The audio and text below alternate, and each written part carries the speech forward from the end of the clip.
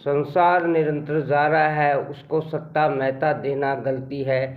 कोई भी चीज़ सदा साथ रहने वाली नहीं है, ये सबका अनुभव है।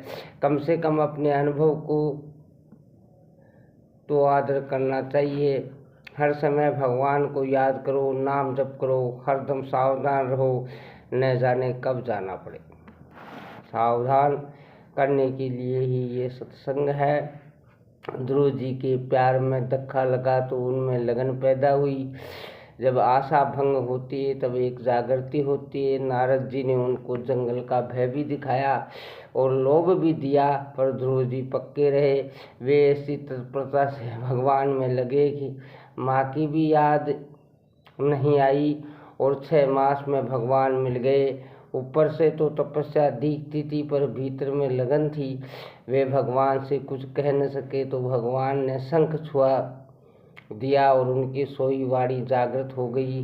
कारण की सब शक्ति भगवान से ही आती है।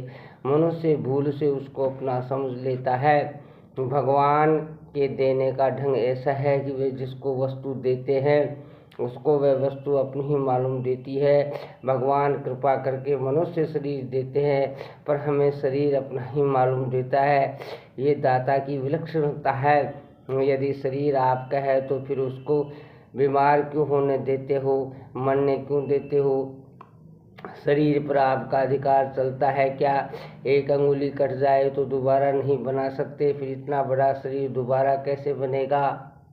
अपने को बुद्धिमान मानते हो, पर लकवा मार जाए तो आँख कमज़ोर होती है तो चश्मा क्यों लगाते हो? अपने बल का अभिमान करते हो, पर जब पेशाब बंद हो जाता है तब? ये कायदा है कि जब मनुष्य खुद मालिक बन जाता है तब वह अपने मालिक को भूल जाता है। सत्संग से जो लाभ होता है वह सब परमात्मा से ही आता है। सत्संग का मौका भी भगवान अपनी कृपा से देते हैं। शास्त्र में भक्त की बड़ी महिमा है। भक्ति सुगम भी है, भगवान अपने हैं। इस प्रकार भगवान के साथ अपना संबंध मानने में दूसरे अपने नहीं हैं, ये मानना आवश्यक है। अपनेपन से भगवान बन जाते हैं, दूसरी बातों से भगवान बनते नहीं। अपनापन होने में मास्वत अच्छी लगती है। हरे हरे, जय श्री कृष्णा, राधे राधे।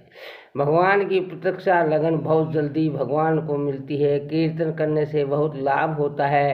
कीर्तन करने से भगवान में प्रेम होता है। आवाज़ की दुनिया के दोस्तों, कीर्तन में आनंद रूप से भगवान प्रकट होते हैं। क्रिया और पदार्थ से ऊंचा उठने पर ही तत्व की प्राप्ति होगी। क्रिया और पदार्थों का उपयोग केवल दूसरों के लिए किया जाए, निष्काम भाव से किया जाए तो हम क्रिया और पदार्थ से ऊंचा उठ जाएंगे। ये कर्मयोग है। क्रिया और पदार्थ हमारे थे नहीं, है नहीं, होंगे नहीं, हो सकते नहीं। ये संसार के हैं, इनको अपना मानना बेईमानी है। संसार की प्राप्ति अप्राप्त की प्राप्ति है। जो हमारे पास में नहीं है उसकी प्राप्ति है, परंतु परमात्मा के विषय में ये बात नहीं है। वह सबको नित्य निरंतर प्राप्त है, तो फिर बाधा क्या है? उनकी प्राप्ति की जोरदार इच्छा नहीं है। परमात्मा के समान दूसरा कोई नहीं है, अतः उनकी चाहने के समान भी दूसरा कोई चाहना न हो। अन्य चेता मनुष्य के लिए भगवान सुलभ है। अनन्य चेता संतत यो स्मृति नित्य से तथा सुलभ। गीता। अन्य चेता का तात्पर्य है एक परमात्मा के सिवाय अन्य किसी का महत्व न हो। कोई जन्म गया तो अध्याय शुरू हो गया, मर गया तो अध्याय पूरा हो गया। इसमें राजी नाराज होने से क्या लाभ है? गीता जी का अध्याय पूरा होने पर दुखी होते हैं क्या? पहले विद्यार्थी पढ़ाई के लिए परीक्षा देते थे, आज परीक्षा के लिए पढ़ाई होती है। आप छोटों पर दया नहीं करते तो बड़ों से दया मांगने का आपको अधिकार नहीं है। जो सेवा करते नहीं परंतु सेवा लेते हैं, उनके लिए ज़माना खराब आया है। सेवा करने वाले के लिए तो बहुत बढ़िया ज़माना आया है। गीता और रामायण दोनों बड़े विलक्षण ग्रंथ हैं। रामायण लिखते समय गोस्वामी जी श्री तुलसीदास जी ने पहले अयोध्या कांड लिखा था, क्योंकि वे अपने लिए भरत जी को आदर्श मानते थे। अयोध्या कांड के आरंभ में गुरु वंदना है।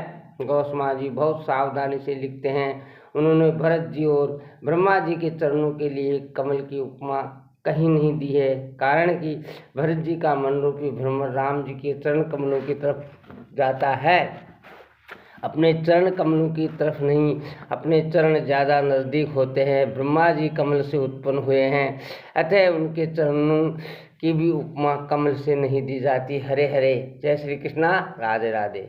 आवाज़ की दुनिया की दोस्तों, सत्संग प्रेमियों, भाइयों बहनों, सब्सक्राइब फ्री है, ये नित्यांत आवश्यक है। आपकी मैत्री कृपा होगी।